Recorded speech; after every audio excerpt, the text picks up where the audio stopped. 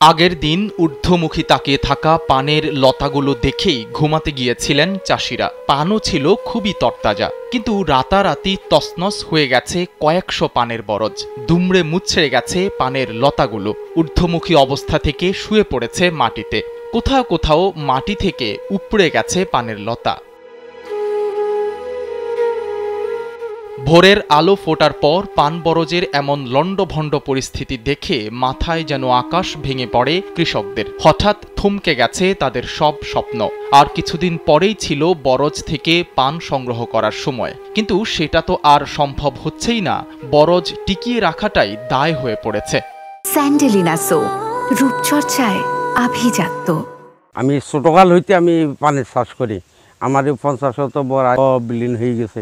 আমি হতাশা হয়ে গেছে, আমি কি করব, আমি সংসার চালাই কিভাবে। বাঙ্গিয়া সুরিয়া সব সমান হয়ে আছে, অন পর্যন্ত বড় উড়াইতে পারে না। ছোটবেলায় আমার বাপ দাদা বর চাষ করে, তারপর আমরা অনেক বর চাষ করি, তারপরে সংসার চালাই, সংসার রক্ষণাবেক্ষণ করি এই বরের দ্বারা।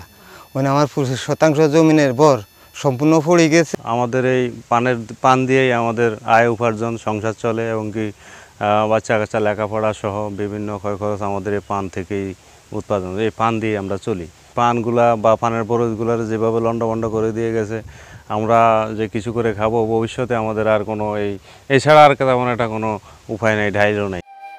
মাথায় হাত দিয়ে পান চাষিরা এখন ভাবছেন বরজ গড়তে গিয়ে ধার দেনা আর ব্যাংক ঋণের এখন কি হবে। তাছাড়া পরিবারের উপার্জনের একমাত্র এই উৎস ধ্বংস হয়ে যাওয়ায় তাদের সংসারই বা চলবে কিভাবে। 20% জমিতে পানের বর করছিলাম, মানে কৃষি লোন নিয়ে। এখন আমার সব পড়ে আমার 70-80 হাজার টাকা খরচ হয়ে গেছে।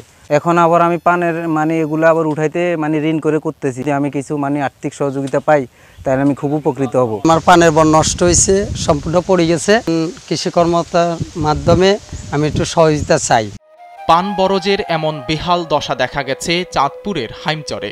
সর্বনাশা ঘূর্ণিঝড় রিমালের তোড়ে মাটিতে লুটিয়ে পড়েছে কয়েকশো বরজ।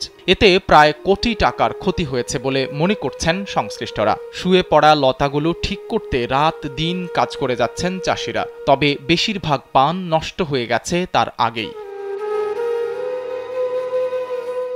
মেঘনা নদীর তীরবর্তী এলাকা হাইমচরের মহজমপুর, কমলাপুর, চরকৃষ্ণপুর, চরভাঙা, চরপোড়ামুখী, গন্ডামারা সহ বিভিন্ন স্থানের পান চাষিদের চোখে মুখে এখন শুধুই হতাশার ছাপ।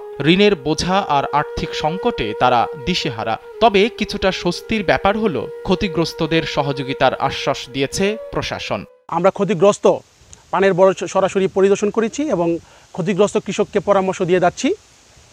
আমাদের ক্ষতিগ্রস্ত ক্ষয়ক্ষতির প্রতিবেদন ইতিমধ্যে ঊর্ধ্বতন কর্তৃপক্ষের কাছে প্রেরণ করেছি।